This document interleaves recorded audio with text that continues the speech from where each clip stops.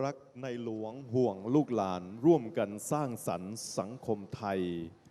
สถานีวิทยุโทรทัศน์แห่งประเทศไทยจังหวัดนครศรีธรรมราชนะครับขอนำสายตาท่านผู้ชมท่านผู้เกียรติที่อยู่ทางบ้านอีกทั้งท่านผู้ชมที่อยู่บริเวณหาดทรายแก้ว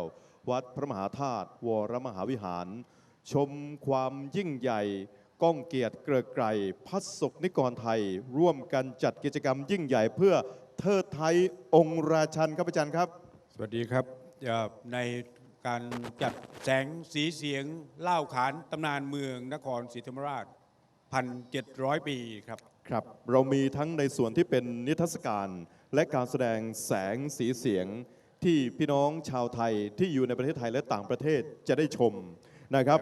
เป็นสำนึกในพระมหากรุณาธิคุณที่เราน้อมเกล้าถวายเพื่อที่จะเฉลิมพระเกียรติในโอกาสมหามงคลเฉลิมพระชนมพรรษาซึ่งเริ่มงานมาแล้วตั้งแต่เมื่อวานก็มีการจัดนิทรรศการแล้วนะครับแล้ววันนี้เราจะเริ่มการแสดงแสงสีเสียงเพิ่มเติมนะครับและพิธีเปิดด้วยครับอาจารย์ครับโดยในวันนี้ท่านผู้ว่าราชการจังหวัดท่านผู้ว่าธีระมินทราศักดิ์นะครับมาเป็นประธานในพิธีคิดว่าท่านผู้ชมหลายท่านก็คงจะรอคอยวันนี้ฟ้าใสครับวันนี้ครับแล้วก็จะรอช่วงพิธีเปิดและขณะนี้เวลาเหมาะสมแล้วเหมาะสมแล้วนะครับเพราะฉะนั้นช่วงนี้นะครับเราจะได้พบกับท่านผู้ว่าเรียนท่านผู้ว่านะครับประจำที่ได้เลยและในโอกาสเดียวกันนี้นะครับประชาสัมพันธ์จังหวัดท่านวิชิตเพชรยอดจะได้กล่าวต้อนรับท่านประธานและท่านผู้มีเกียรติขอเรียนเชิญครับเรียนท่านผู้ว่าราชการจังหวัดที่เคารพกับผมนายวิชิตเพชรยอดประชาสัมพันธ์จังหวัดนครศรีธรรมราชในนามของผู้ดำเนินการจัดงานขอขอบคุณท่านผู้ว่าราชการจังหวัดที่ให้เกียรติมาเป็นประธานในพิธีเปิดงานนิทรรศการและการแสดงแสงสีเสียงเมืองประวัติศาสตร์ 1,700 ปีในวันนี้ทั้งนี้สืบเนื่องจากจังหวัดนครศรีธรรมราชเป็นเมืองประวัติศาสตร์ที่มีความสำคัญของภาคใต้พระบรมธาตุเจดีย์เป็นปูชนียสถานที่สำคัญที่ผู้คนต่างให้ความเคารพศรัทธาและเป็นสิ่งยึดเหนี่ยวในจิตใจของพี่น้องประชาชนและนักท่องเที่ยวด้วยความสำคัญนี้จังหวัดนครศรีธรรมราชได้ให้การสนับสนุนโครงการไทยเข้มแข็งให้สำนักงานประชาสัมพันธ์จังหวัดดำเนินการจัดงานในครั้งนี้ทั้งนี้มีวัตถุประสงค์ดังนี้ครับ 1. เพื่อเทิดพระเกียรติพระบาทสมเด็จพระเจ้าอยู่หัวในโอกาสมหามงคลเฉลิมพระชนมพรรษาครบ 83 พรรษาในวันที่ 5 ธันวาคม 2553 2. เพื่อประชาสัมพันธ์สร้างภาพลักษณ์และส่งเสริมการท่องเที่ยวของจังหวัดนครศรีธรรมราชให้เป็นที่รู้จักของประชาชนและนักท่องเที่ยว 3. เพื่อสืบทอดวัฒนธรรมประเพณีท้องถิ่นที่เป็นแหล่งเรียนรู้ทางประวัติศาสตร์ที่จังหวัดจะเร่งรัดพัฒนาให้เป็นแหล่งมรดกโลกในโอกาสต่อไปในการจัดงานครั้งนี้ได้กำหนดจัดขึ้นณบริเวณพระมหาธาตุวรมหาวิหารแห่งนี้มีกำหนด10 วันโดยในวันที่3ถึงวันที่5กำหนดจัดงานแสงสีเสียงจากนั้นในวันที่2ถึง11กำหนดจัดงานนิทรรศการไปจนถึง10 วันนะครับทั้งนี้ก็เป็นการเฉลิมพระเกียรติพระบาทสมเด็จพระเจ้าอยู่หัวด้วยบัดนี้ได้เวลาสมควรแล้วขอกราบเรียนเชิญท่านประธานได้กล่าวเปิดงานและกระทำพิธีเปิดอย่างเป็นทางการณบัดนี้ครับท่านรองผู้ว่าราชการจังหวัดท่านหัวหน้าส่วนราชการประชาสัมพันธ์จังหวัดนครศรีธรรมราชคณะกรรมการจัดงานหัวหน้าส่วนราชการสื่อมวลชนและพี่น้องประชาชนชาวจังหวัดนครศรีธรรมราชและท่านผู้มีเกียรติที่เคารพทุกท่านกับผมนายธีระมินทราศักดิ์ผู้ว่าราชการจังหวัดนครศรีธรรมราชรู้สึกเป็นเกียรติอย่างยิ่งที่ได้มาเป็นประธานในพิธีเปิดงานนิทรรศการและการแสดงแสงสีเสียงนครศรีธรรมราชเมืองประวัติศาสตร์ 1,700 ปีในวันนี้เมืองนครศรีธรรมราชมีเรื่องราวทางประวัติศาสตร์โบราณคดี ขนบธรรมเนียมประเพณี ศิลปะวัฒนธรรม อันเก่าแก่ยาวนาน 1,700 ปี มีความเจริญรุ่งเรืองบนดินแดนแหลมมาลายูในการปกครองเมือง 17 นักษัตริย์ดังคำกล่าวที่ว่านครอันงามสง่าแห่งพระราชาผู้ทรงธรรม นอกจากนี้ยังเป็นเมืองศูนย์กลางพุทธศาสนามาตั้งแต่โบราณกาลจนถึงปัจจุบันโดยมีพระบรมธาตุเจดีย์วัดพระมหาธาตุวรมหาวิหารเป็นสิ่งศักดิ์สิทธิ์คู่บ้านคู่เมืองตลอดจนมีสถานที่ท่องเที่ยวมากมายมีสินค้าโอท็อปที่ขึ้นชื่ออุดมสมบูรณ์ด้วยอาหารการกินและผลิตผลทางการเกษตรการจัดงานครั้งนี้เพื่อเฉลิมพระเกียรติในโอกาสมหามงคลเฉลิมพระชนมพรรษาครบ 83 พรรษาของพระบาทสมเด็จพระเจ้าอยู่หัวและเป็นนโยบายของผู้ว่าราชการจังหวัดนครศรีธรรมราชเพื่อทำรงไว้ซึ่งคุณธรรมในการปกป้องสถาบันสนับสนุนส่งเสริมขนบธรรมเนียมประเพณีวัฒนธรรมศาสนาและส่งเสริมการท่องเที่ยวอีกทั้งจังหวัดได้ร่วมกันภาคส่วนต่างๆดำเนินการผลักดันให้พระบรมธาตุเจดีย์วัดพระมหาธาตุวรมหาวิหารขึ้นทะเบียนเป็นมรดกโลกต่อองค์การยูเนสโกซึ่งจะดำเนินการต่อไปและต้องได้รับความร่วมมือจากทุกฝ่ายจึงจะประสบความสำเร็จตามเป้าหมายที่กำหนดไว้ซึ่งจะทำให้แหล่งโบราณสถานที่สำคัญของจังหวัดนครศรีธรรมราชแห่งนี้เป็นที่รู้จักของนักท่องเที่ยวอย่างกว้างขวางและที่สำคัญเป็นสถานที่เคารพสักการะของพี่น้องชาวพุทธอย่างน้อยก็มากราบไหว้ครั้งหนึ่งในชีวิตในโอกาสนี้หวังเป็นอย่างยิ่งว่าทุกท่านจะมีความสุขความประทับใจในการรับชมการแสดงแสงสีเสียงอันตรการตาครั้งนี้ตลอดจนรับทราบถึงประวัติความเป็นมาของเมืองนครศรีธรรมราชตั้งแต่อดีตจนถึงปัจจุบันทำให้เกิดความภาคภูมิใจรู้สึกหวงแหนในขนบธรรมเนียมประเพณีวัฒนธรรมศาสนาที่เป็นเอกลักษณ์ของเมืองนครศรีธรรมราชอีกทั้งยังให้ข้อคิดเตือนใจความสนุกสนานรื่นเริงความสมัครสมานสามัคคีความสวยงามอลังการให้อยู่ในความทรงจำของทุกท่านที่ได้รับชมตลอดไปสุดท้ายนี้ขอขอบคุณคณะกรรมการจัดงานและหน่วยงานที่เกี่ยวข้องทุกฝ่ายขออำนาจสิ่งศักดิ์สิทธิ์ทั้งหลายที่ท่านเคารพนับถือตลอดจนพระบารมีของพระบาทสมเด็จพระเจ้าอยู่หัวและสมเด็จพระนางเจ้าพระบรมราชินีนาถ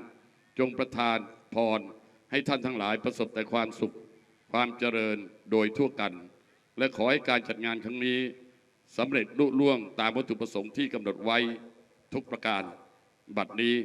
ได้เวลาอันเป็นมงคลเลิกแล้ว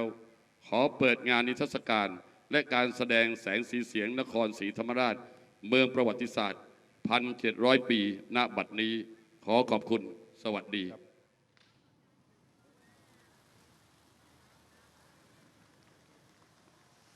ขอบพระคุณเสียงปรบมือให้เป็นพลังและเกลียวกราวยิ่งใหญ่จากนครศรีธรรมราชครับ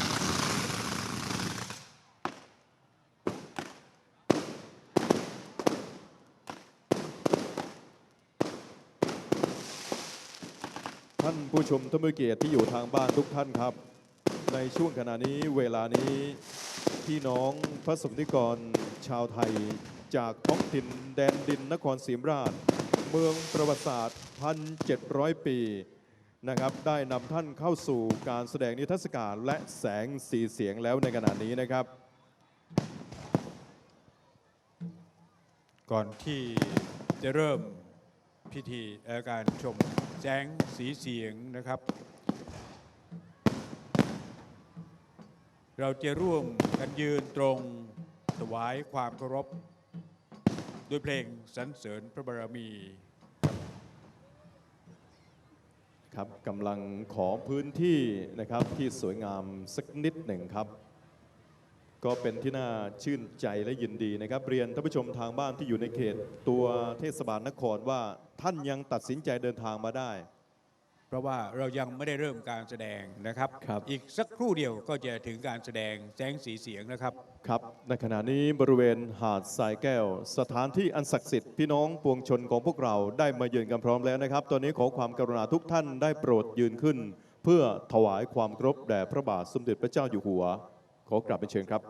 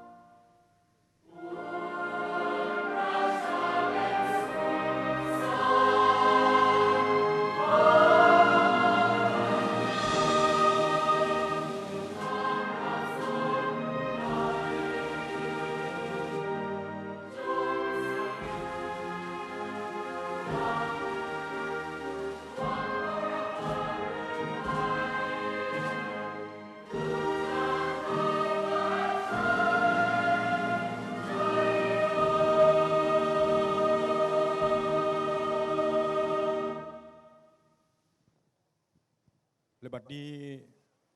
การแสดงแสงสีเสียงพร้อมที่จะให้ท่านได้ชม องค์ที่หนึ่งย้อนรอยตำนานพระบรมธาตุ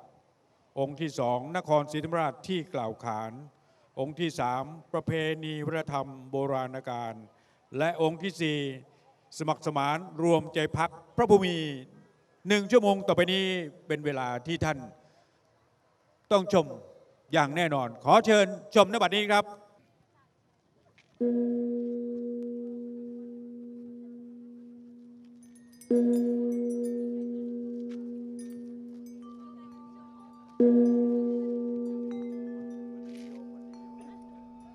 ่านผู้มีเกียรติที่เคารพ ขอต้อนรับทุกท่านเข้าสู่สถานที่ศักดิ์สิทธิ์ ณ บริเวณสถานที่แห่งนี้คือ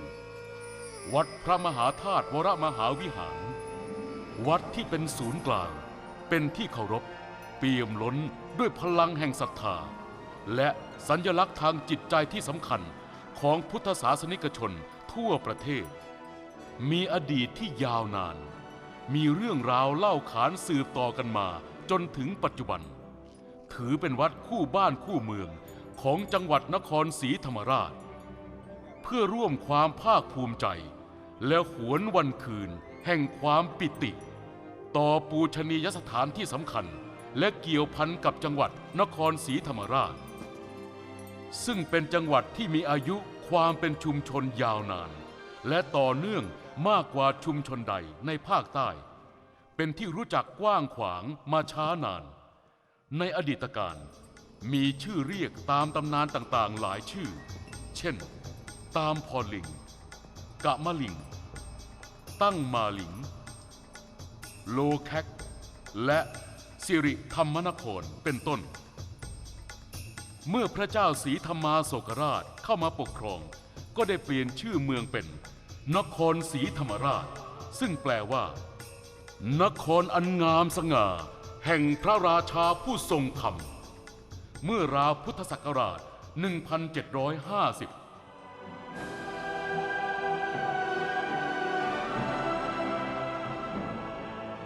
ความเปลี่ยนแปลงของนครศรีธรรมราชเป็นไปตามยุคตามหลักอนิจจังของพระพุทธองค์ ดังท่านจะได้รับชมการแสดงแสงสีเสียงเรื่อง ย้อนรอยเล่าขานตำนานพระบรมธาตุเอกองค์นครศรีธรรมราช สมบัติชาติสู่มรดกโลก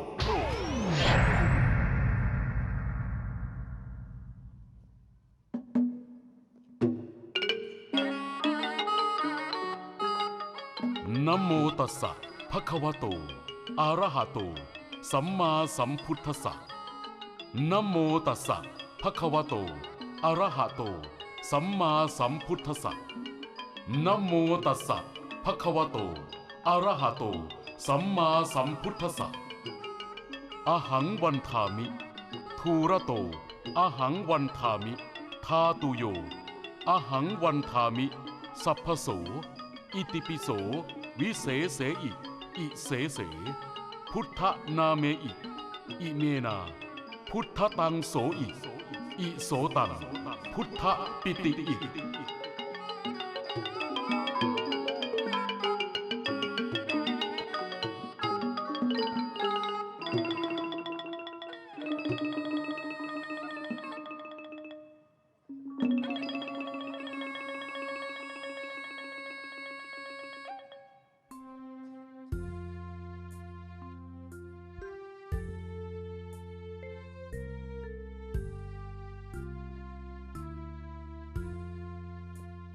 น้อมจิตวันทาบูชาพระพุทธองค์ และสรรพสิ่งมิ่งมงคล ในสกลทั่วนักคราบันดาลให้นิรทุกข์ประสบสุขทุกที่ว่าคุ้มครองพ้องประชาจงวัฒนาสถาพร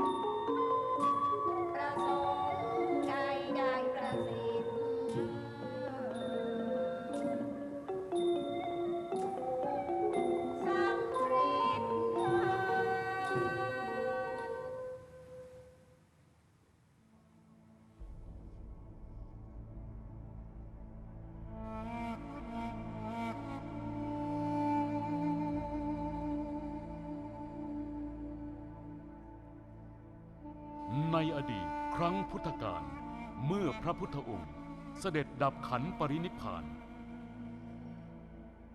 มันลกษัตริย์ในชมพูทวีปได้แบ่งพระบรมสารีริกธาตุไปเก็บรักษาเคารพบูชา ในจำนวนนี้พระเจ้าโคสีหราชแห่งเมืองธนทบุรี ได้พระทันตธาตุมาเก็บรักษาไว้